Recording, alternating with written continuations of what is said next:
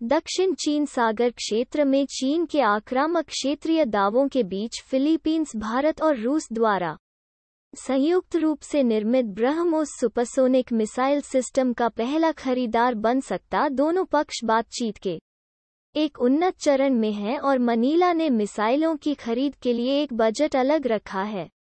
ET को पता चला है। मनीला स्थित सूत्रों ने कहा कि महामारी ने ब्रह्मोस मिसाइलों के आदेश में देरी से फिलीपींस के खजाने को प्रभावित किया था। फिलीपींस द्वारा निर्यात आदेश जल्द ही दिए जाने की संभावना है और मनीला को सरकार से सरकार के सौदे के तहत ब्रह्मोस मिसाइल खरीदने की उम्मीद है। इस साल की शुरुआत में दोनों पक्षों ने एक रक्षा व्यवस्था पर हस्ताक्षर किए जो भारत से मनीला को रक्षा उपकरणों के निर्यात को सक्षम बनाएगी। इंडोनेशिया सहित दक्षिण पूर्व एशिया के अन्य देशों ने भी दक्षिण पूर्व एशिया में चीनी महत्वाकांक्षाओं के बीच अपनी रक्षा वास्तुकला को सुरक्षित करने के लिए भारत से ब्रह्मोस को खरीदने के लिए अपनी रुचि व्यक्त की है। ब्रह्मोस भारतीय सेना, नौसेना और वायुसेना के लिए एक सुपरसोनिक मिसाइल है। इस यूनिवर्सल मिसाइल को जहाजों, मोबाइल लॉन्चर, पनडुब्बियों और विमानों से लॉन्च किया जा सकता है। इसमें नेटवर्क केंद्रित वास्तुकला, कई प्रक्षेपवक्र, विप पॉइंट क्षमता है और न्यूनतम तैनाती समय में क्षितिज से परे किसी भी प्रकार की भूमि या नौसैनिक लक्ष्यों को शामिल करने में सक्षम है। यह दुनिया की एकमात्र सुपरसोनिक क्रूज मिसाइल है जो ध्वनि की गति से 3 गुना तेज उड़ान भरती है। इस हफ्ते की शुरुआत में मनीला ने दक्षिण कोरिया के हुंडई हैवी इंडस्ट्रीज के साथ फिलीपीन नौसेना के लिए 2 कॉरवेट बनाने के लिए एक अनुबंध पर हस्ताक्षर किए।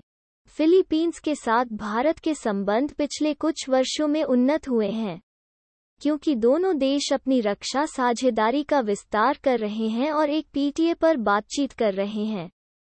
भारतीय नौसेना और तटरक्षक जहाज नियमित रूप से फिलीपींस का दौरा करते हैं और अपने समकक्षों के साथ परामर्श करते हैं।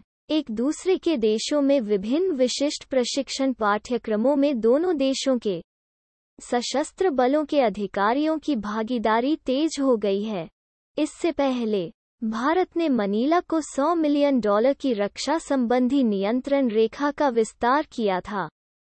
दशकों से अमेरिका का सहयोगी फिलीपींस भारत सहित अपने रक्षा हार्डवेयर के स्रोतों में विविधता लाने का इच्छुक रहा है। 2018 में रक्षा और रसद पर एक द्विपक्षीय समझौता ज्ञापन MOU पर हस्ताक्षर किए गए थे। वाइड शिपिंग सूचना साझा करने पर एक समझौता ज्ञापन, गैर सैन्य, गैर सरकारी शिपिंग पोत जानकारी पर पिछले साल हस्ताक्षर किए गए थे। फिलीपींस दक्षिण चीन सागर क्षेत्र में चीन की विस्तारवादी योजनाओं के अंत में रहा है।